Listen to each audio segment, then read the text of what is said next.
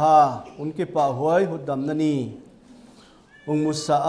abelam teng pui khom ovel sol na la ung veng tur ilalpan lopina tang hen lan na bonun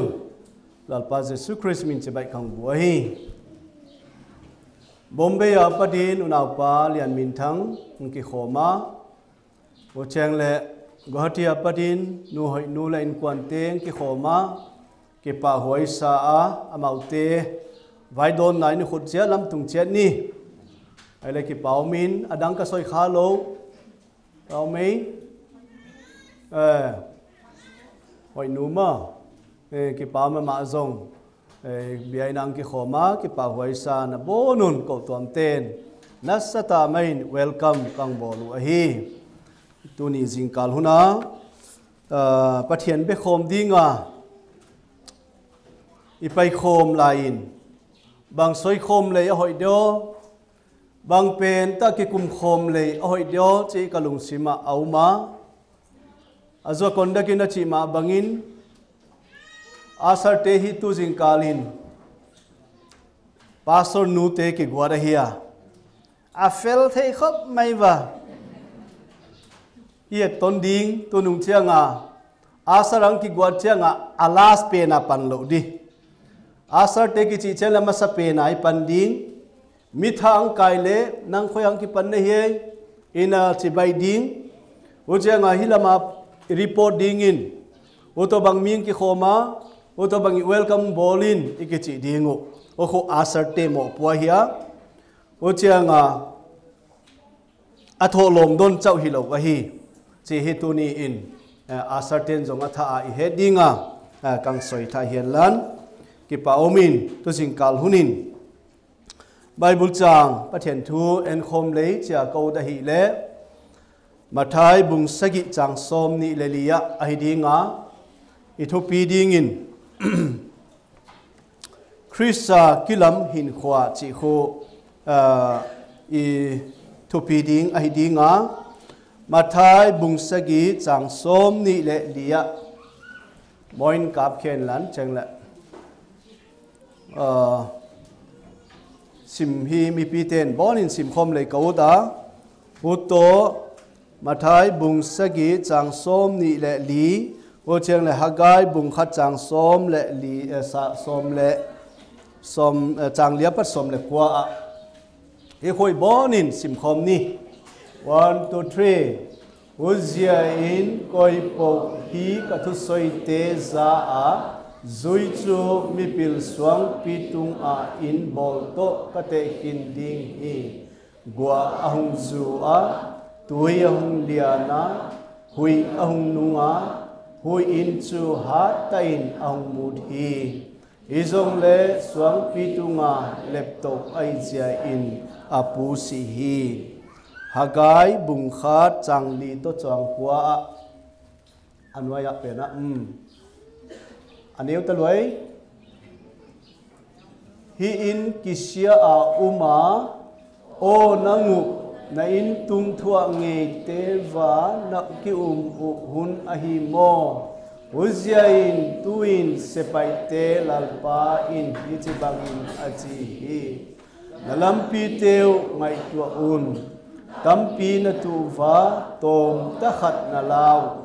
na neva hizong le na kham siu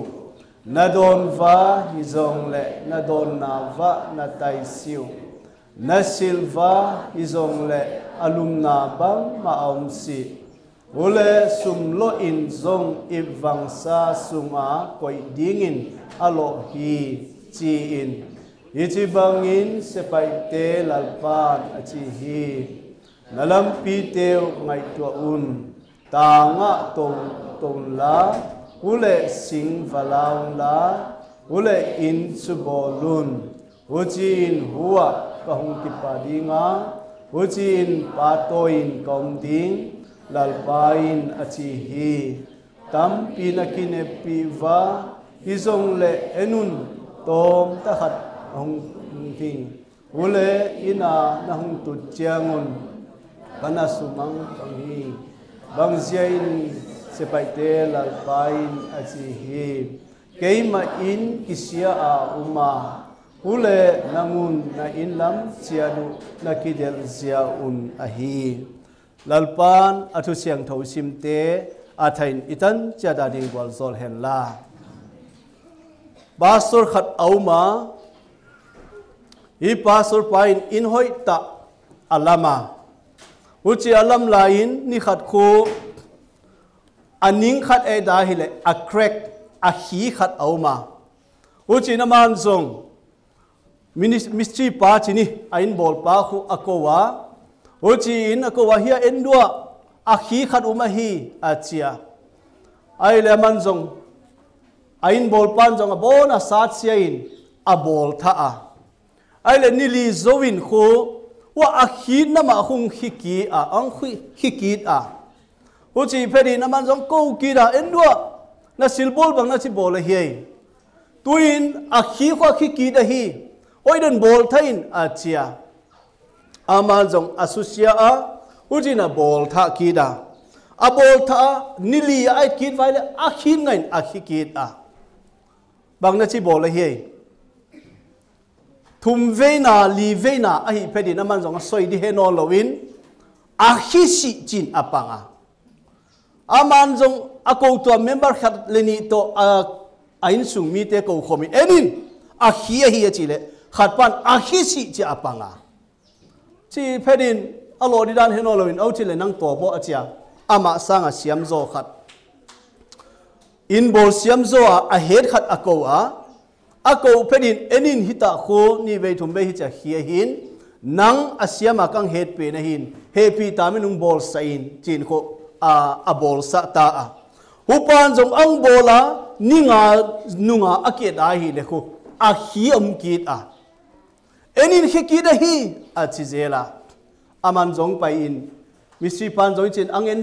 veng a tom nan bang tai ya hi kho hizia aisia a foundation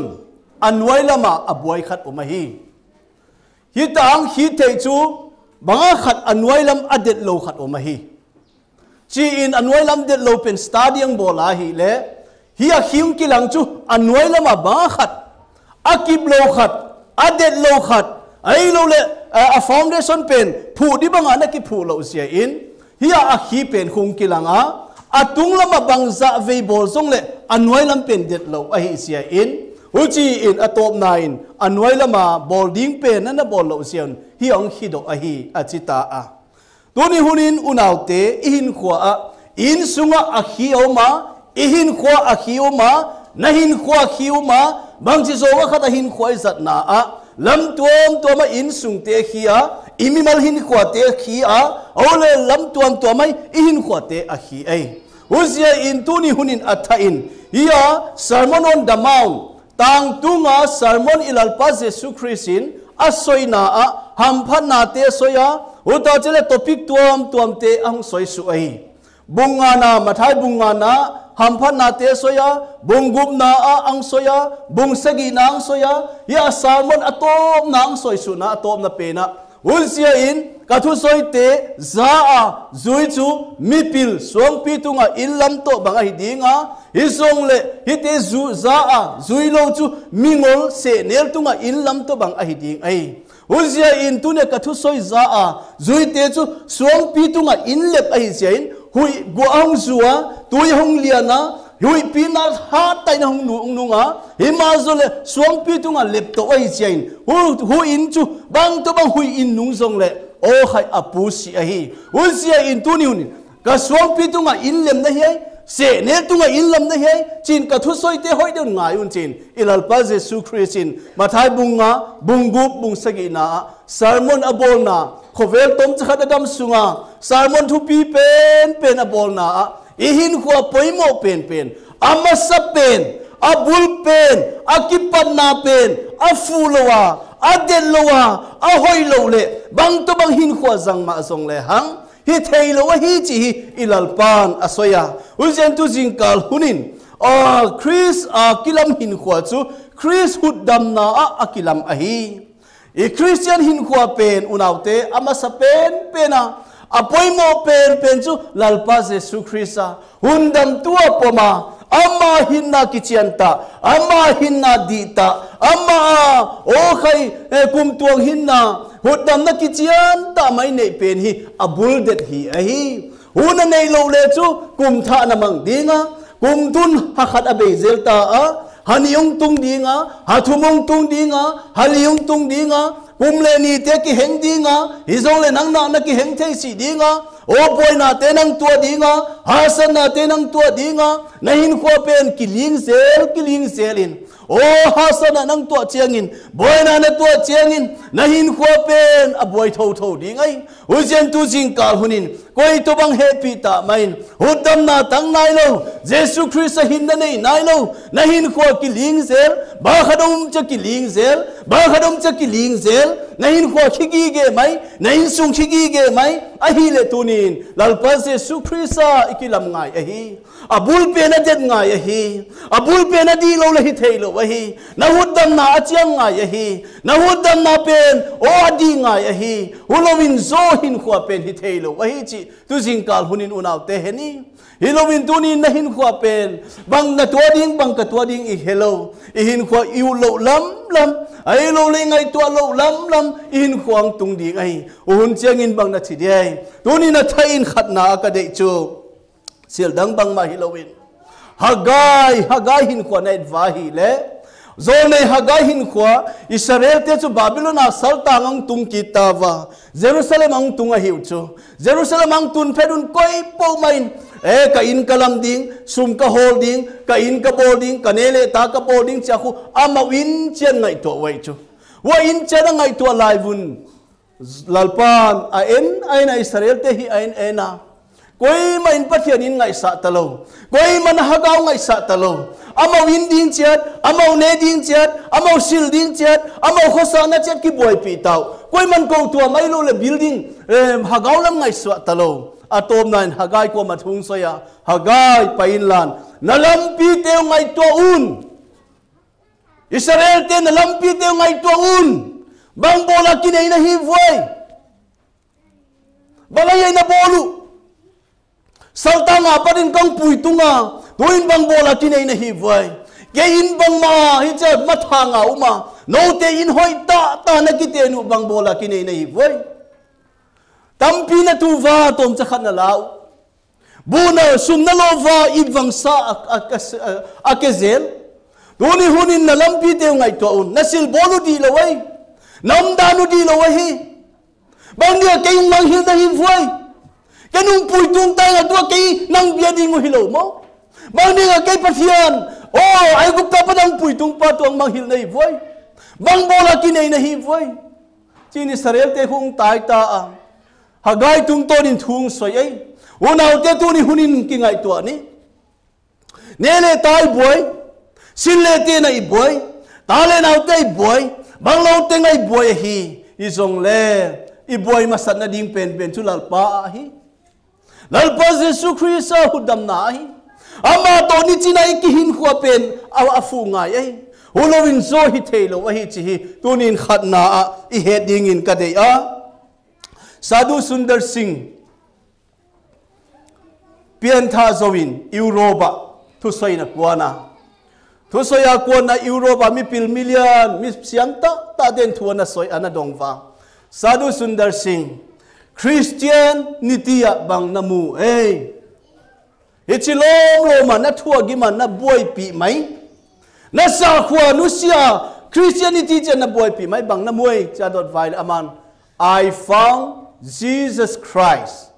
Jesus Christ kabu ahi adong kitwa hilo Jesus Christ kichilo banga khat namum de hi chilom lo man na boy pe chi wangin aman Jesus Christ kamu ahi sildang kamusi Christianity abang madang kamusi sumle pai hausab nei lelam kamusi Jesus Christ kanei ahi Jesus Christ kamu ahi acha tuni lalpa Jesus Christ namuai kum hizat Christian nahi lain ba Christmas hizat isat lain nala na hagawa muangai hakada paita tunin bang chin omei insum bang chin omei ai loi ngai to na bang chin omei chi tu jingkal hunin khatna i ngai to khom ding in ka de ya ani na Jesus Christ hudam na kilam ani na Jesus Christ hindana kilam Jesus Christ hindana kilam hi le hi Bible chang sim khom le ka ot a Philippi te bung khat chang som ni le sagi na som ni le sagi a isim khom ni hung a nangu ka hung mu a hiai a hi lo le ka lo a song ha gao khat a na din kip danu na lung sim khat ne ya tan chin pha thu gin na a na pan dan u tan chin ka za the na dingin na dan ule Christ tan chin pha ki tua sa pot un if fail now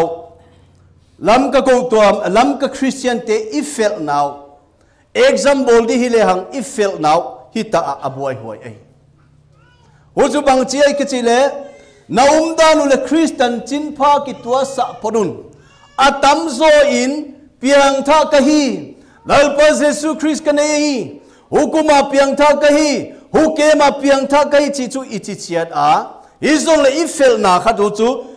iumdanu le Christian chin pha ki tua theilo ipian tha zo chenga tan chin pha ki ngai sa non lo kem zo ta chenga tan chin pha ki mang hil ta Jesus Christ khoyame chi ki ngai sa non lo fail ve practical of ki fail ve lam ka a chu ke set bola zong ki pa sa ve e ko tom zong poi mo le ke album bang ki bol mai thei ma tu lai ta khang lai ten solfa training ne yun voice vocal training ne na lai diu kal ki chele vocal training lu lapu pa nu hilin chin utta a hi la bang chi pui ding la bang chi sa ding chi hing hil ding ai wa tu ni in lam kai le pathian salin talen hoi ta ine ya inunga te zong la siama ekipa a ikhang lai te zong music a siam wa ekipa a nu te zong bang chi zong khanina felwa ba te zong ifela akipa huai a hi izong le ifel na khatu chu Chris naumdanu le Christian chinpa ki tua sa podun achi na wa akoi ifelin kamu a Philippi pumpi na elwahi le Philippi bung khat chang som ni le khanna a ke ya din hin Chris ya si chu punna a hi achi dinga Philippi te bung ni changa na sim vai le Chris Jesus zong hilung sim chu nangu a he achi dinga bung thum na chang som le li na in Chris Jesus pathian ko na sang ki pa man mu ding in pha top chu ka de la hi achi dinga bung li chang som le li ma in bang chin som le thumin bang chei ama ang su hat pa Chris alin silzo sia ka bol thei a hi Philippi te bung li chau min chin bung kha 9 Chris bung ni 9 Chris bung thum 9 Chris bung li 9 Chris bola dinga suang kula amlai a bol gen thea amlai a osu du da amlai a zepa amlai a simmo amlai a banglo tinga atunga ki bol lai a Chris Jesus Chris kaya di hin Chris a hi oh Chris ne sulung simpua un oh kai Chris inong ko na sang ki pa manding telun ang suhat pa Chris alin silzo sia ka bol thei gil kial tam dan ka heya gil vom dan zong ka heya sagwam dan zong ka heya oh kai banglam hi ma zong leng ang suhat pa Chris alin silzo sia ka bol thei unaw tio tu jingkal hunin athain iko tuamin imimalin in sungin poimo chu ang suhat pa Chris alin sina teng tu helan mo khai lo sam na teng tung helan boy na teng tung ma song le Chris ala sil zo sia bol thei ding in tunin ki sing sani chi ka de hi ulovin zo na hin khwa pen boy di hi bang chi zo khadan na boy se lai bang chi zo khadin ata sam sel hi hui he chen na ding in ya lim khat ngoin la dwa hi khu tampi ni he wa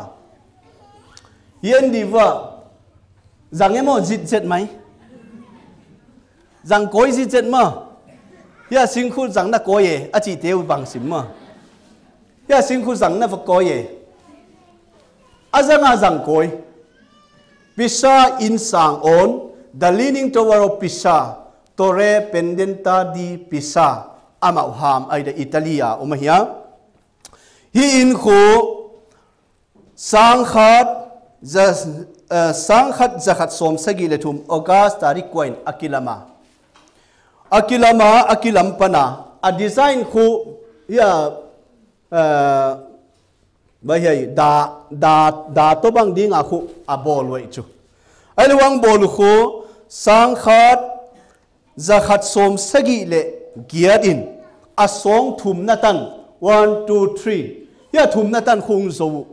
wang zo phet wa khu ama khu a ona hi chiung hedo hi vewo a ona hi chiung hedo un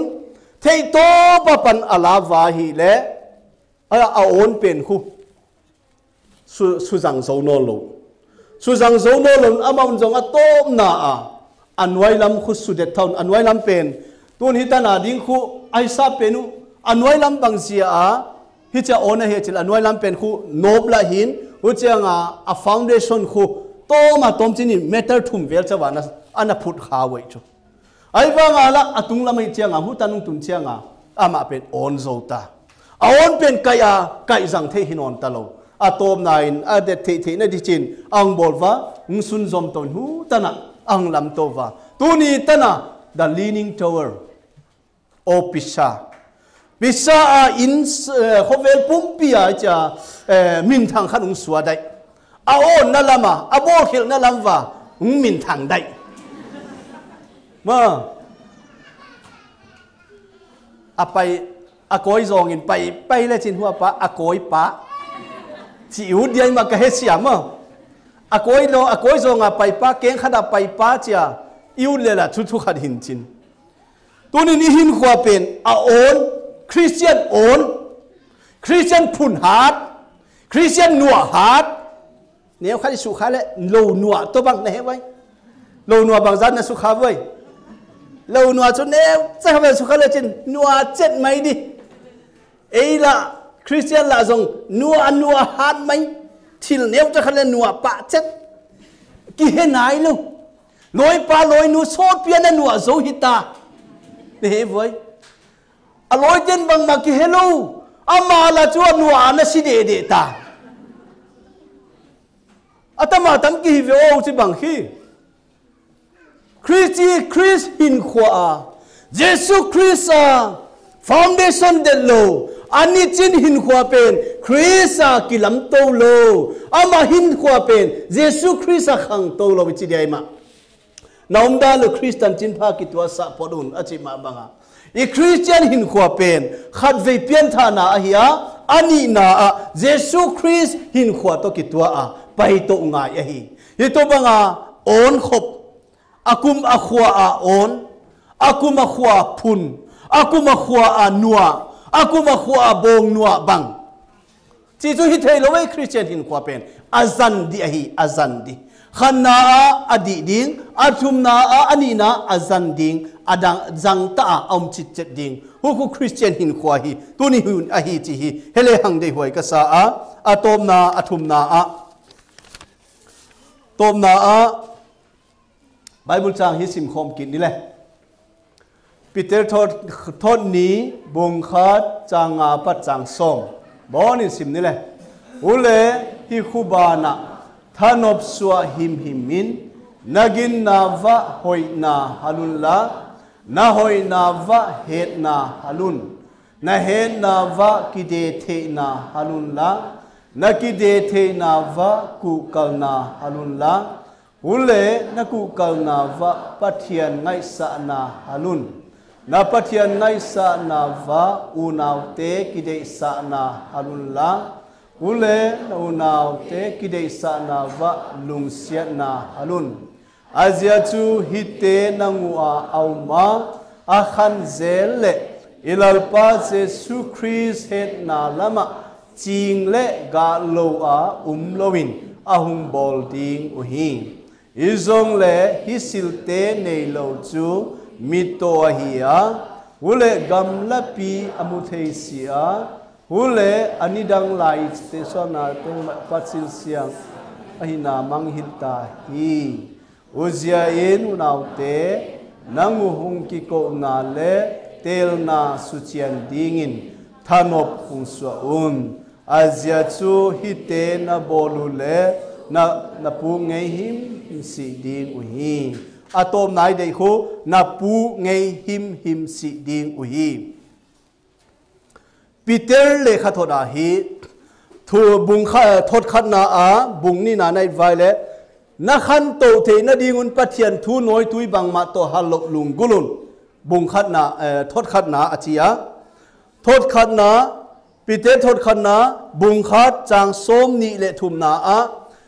pathian thu hing le zinga para piang tha na hi wa achai I pian tha na pen adet dan ang soya thot ni na Peter thot ni na bung li hua atom na pen chang som le sagi som le gya da Christ Jesu het na le happy na hung khang lianun chi ai chu Jesu Christ a bang chi khet le di Jesu Christ a det ta bang chi di chi kho hua the na dinga amau mi ki the dal te mun tuam to ma ki the dal te hiun persecution bol gen the na sata mai thua wai chu wa bol gen the na thuai ta chang wa ya te pen Jesu Christ a khan let lo wa hi le Jesu Christ a ki phu det lo wa hi le amau pen nung tol manga boy se the ding ai sia un uzien na khan to the na din pathian thu noi tui bang ma to halo lungulun Christ Jesu het na le he pinang khang lianun cha atop na pen na ku bai a kha na soin chin tun hi sung na edwa hi le igin na I helding bang he ching soi chu oi da na ngai ding wa hi ta hui Bible chang I fel na pe na ve boy na pe nu gin nai ne ya gin na tung ton in piang tha hi gin na tung ton na piang tha hi wai hi zo le gin na a bukim lo a hi chi hu yang soi chu khan na gin na wa hoi na halun chi mo hoi na ba na het na halun he na ba na kide the na halun na kide the na ban wa ku kal na halun na ku kal na wa pathian ngai sa na halun na pathian ngai sa na wa u naw te kide sa na halun u naw te kide sa na ba na kilung sia na halun na gin na wa hiteng na halwa a hi le hite nei lo chu amit to chu hi lo gam la pi mu thei lo ni da nga piang tha a hi na zong ki mang hil ta hulaya chu piang tha hi nga ulaya kema piang tha hinga ulaya kema chu kai chu kilan khia hinga ai wa tua boy tu zong kemung nei di ve khang lai ten kem nei din chin bang chia nang boy atam zo boy ulaya chu piang tha nga tua boy ungki de chu a piang tha na zong amang hil ta ki chi ya thu teng khu el leo chin ya thu teng apian tha na zong amang hil ta suwa am na zong amang hil ta patiana pada ki pa na zong amang hil ta hulaya o alung kim na hulaya ki pa na hulaya lungwon na hulaya o khai baya thanom na tun amang ta azia chu atunga ki soite ahal lo zia in wa te na hal vale na chi ngai si ding wa na ga ding wa na pu ngei him si ding wai lalpan lo pin atang hen la unaw te bang zat tunin pu lo ding yu dei hi te khu I hal nga ya ve jing le ni ta in dal me kum khat mo mong huan di wa le du deu mai ke na ba du le chu du deu nu chin ke chui missionary ten jong phi lam lai wa tôi pa mang tung thap pui bang chu sa ki huan jong le ke ya da la huan se dal du khai chiang a oi po win dal ki du lo wai I jong le dal chu wang a e jong asam le chu sa ki en thoi chu ama nung ngeng bolin a da nung pe se a sa khu a pia dia chu kilometer wang a khu ang eng bol hut na a dal ko na huan se bo hu sia a hi a sa jong ki du tho chu hin hu sa dal wa ki pia chi mong cha e chu nuam ki sa lo de den ai wa nga hui no bi sa lo cha ma ki pa na hi su zelin hu sia in tunin in khwa pen a ki pu lo na dingin I Christian hin khwa pen hita sil ki soi khu el leo chin hui ahung nunga guang zua hui pi la tu yong liana hita hia mini tan chin ki soi hivo example a school kai now ki bang a khwau ki bang a teacher ki bang ai lo a subject ki bang a khandanu ki bang ai lo anedonu ki bang ai wanga akibang atua teng tengu a khandan ki bang atop na akibang lo khat om hivo nei voi atop na akibang lo khat om hivo torin thui za chia da I he chia da hi zong le atop na akibang lo khat om de na si zo chiangin na top na akibang lo khat om de torin pathian thu na za pathian thu na he a hi zong le atop na kibang lo khat om de hi Ujian athain tu ni in khwa pen en tha ma le hang chi hi de hoi ka sa a azola ma ka soi mathai bungu bung sagi na a khu topic tuam soi ka chi khu hi a kolosi te bung ni chang gup chang sagi na ya a thu teng khat ye dia ka de khat a hi le Hujian pelpas Yesus Kristus na pom tama bang ama umun ama zung hale lam toa umin ahung kihil tama banga ginna akip ta umin huta kipa thu soina to dimun hita aku thu teng poi mo hi le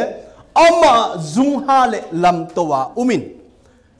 rooted and grounded sabha ma kichi hu ama zung ha a lam toa Yesus Kristus hin kwa pen ama zung ha nga ye chu Ei nói dung ki Halloween mo apoda ngai cha ki khai chu wa apoda ngai cha hui nung cha ki pu sel anwai lama zung hello anwai lama thulu lo anwai lama nasata maya Jesus Christ zung halo ta chenga ku ki boy hi vo naute hu jen athain tu ni hunin ya kolosi na chi ma banga khu poimo ma hi in khoi hi wai huwa top na khan hi su dala Why? Here who Simzol Leuchin. August 16, 1992 in South Florida, USA who Hurricane Andrew Kichi, YouTube Vela Enzong Leuchin, Muniuchin. Hui pi anunga, hui hata maisia who in who singuble sang tumle zanga musiain. Sildang lakale singli le sangli siain. Dollar billion 27.3 mangpha wasu khasia tengtenga mi hing hu som guble nga chu here Hurricane Andrew a ai wanga gia bayai gal kido na in ki kap sia a na satama ya sia to banga khu ahwa si aho sung khu sia chu limdang ta khu in khat ding giu gewai chu in his heart asian nunga wa asian la in khat dinggiu gewin chin news ya journalist en zo limdang sound ain nei pa ko ma va payun chin unau pa na in bang na chila ma hi ya in his heart asian nunga nang in chau adin khu hung hilin bang na chila ma hi cha khu va dongoi chu adot va hi le aman bang chinom chei hi ka in chu ken kalam a hi Uleka into Florida State Building Code Dungzuya Kalamahi a code to 2.2/6 ichimo Roof Trustees akitia hudungzuya ken kabol ai uzia in he Florida State Building Code Dungzuya Kalamahi siain bang to bangin hui hadin zil lingzong le ka inchu selo ding ai chei chu Mia hizada siala ya ama asiat lo pen mo. Suang pitunga Chris suang pitunga kilam to banga ama penin in building lam didan cheda alam ta chengin ama aselo ahi lalpan lo pinatang hen. Unaw te tu jingkal hunin sildang hilo idei pen.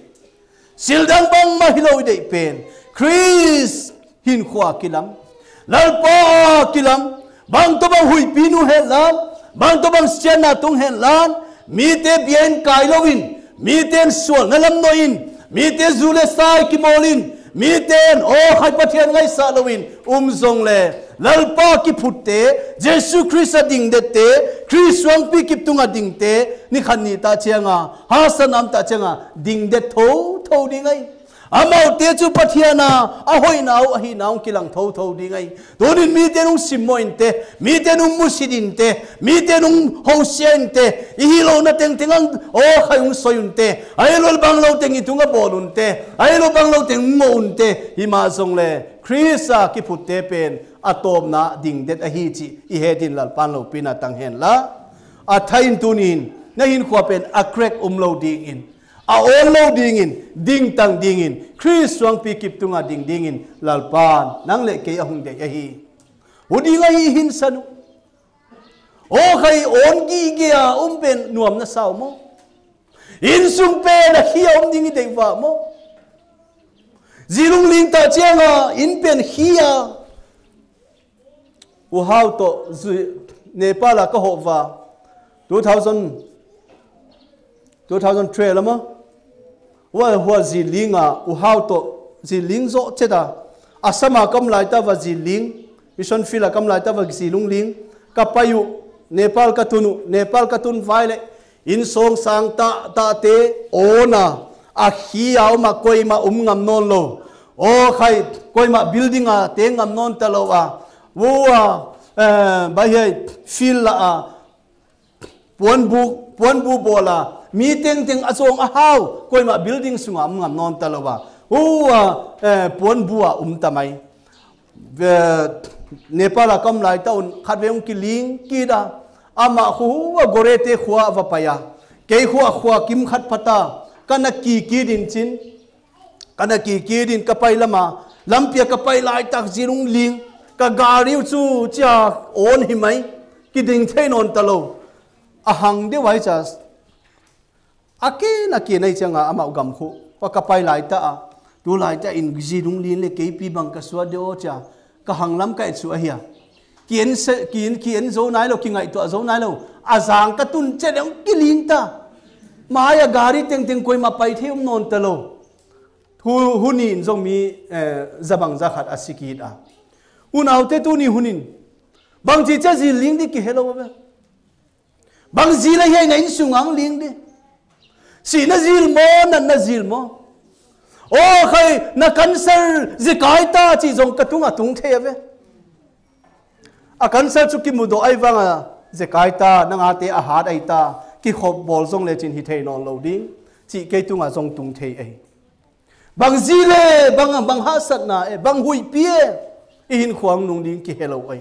uzenu naute tunin Christ wang pi kip tunga kading mundang piaw nel tum thei na a hi la pho tu na chi ma bangin mundang piaw nel tum thei na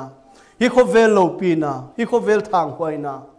hi kho vel siat na tia kilam lowin Christ wang pi tunga tu jingkal hun ko tuam te lalpan kilam chiat ding in ama a lam ding in a huddam na kilam tha ding in ama a ding det ding in ama het na ama umdana hin khwa jang di lalpan ahung de hi chi hi tom che khada isoi the hian lalpan isoi khel igen khilte ngaidam helan alo pi na ding ai soi khate athain tan cha da ding gol zol hen la pathian ma kunin thum na nei ni lalpa ka pathian hung lu sia tu limdang thailo tuni jingkal hunhoi ta mai na ta te nang mu sa nang tan sa ka in kon kimwa lalpa tuni jingkal bang na bia bu siang thote zon theya ka ko tom sungwa boina le ha sat na te tunglo a na hoina to na in sianga hi za nang pui khom chen ki pa in na min lo pi phadin na kom ki pa thu kam soi hi ka pathian tu jingkal hunin kala wa koi to bang piang tha nai lo kam vai le pa ki ngai to thei din kalai wa o hagau siang tho kho wanun nem hungleng ki din kung ngayu ung suhal ki din nami pi chau te moliam lo un sulung ngai in chin na ko ma kang en hi lalpa tunin ka hin kho a chang chang in a bo a o lalpa ba pum pum in zong na kom lam ka hu zuan u si wa ka lu a ka lu wangun nuam ka satwan si wa ka lu tam pau le lalpa ka tungu agi deu a ujian happy ta man ki ngai nya ma nang kom hung zon thei dingin kala wa nang ma hagawin lalpa thung soin chin na ko ma kangen hi kahin ko lalpa analiam a anaba a olalpa ana on a ananung tol sia a na bia bu siam tho zong zuan zo non lo kai vale lalpa happy ta man tu jing kalin hung phong thain chin na ko ma kangen hi nang ma a ding tang dingin nang ma det ta su ling gwal lo lalpa nang ma hin khwa kanei thei na dim ka tan chan hung gol sol hung wang pe na thua na soi na thu ka soi khel ka gen khel te hung ngai da man lo pin ka soi kha te ka tan chan hung gol sol dingin kalalpa jesu christ min na ko ma kang thum hi ki pai nge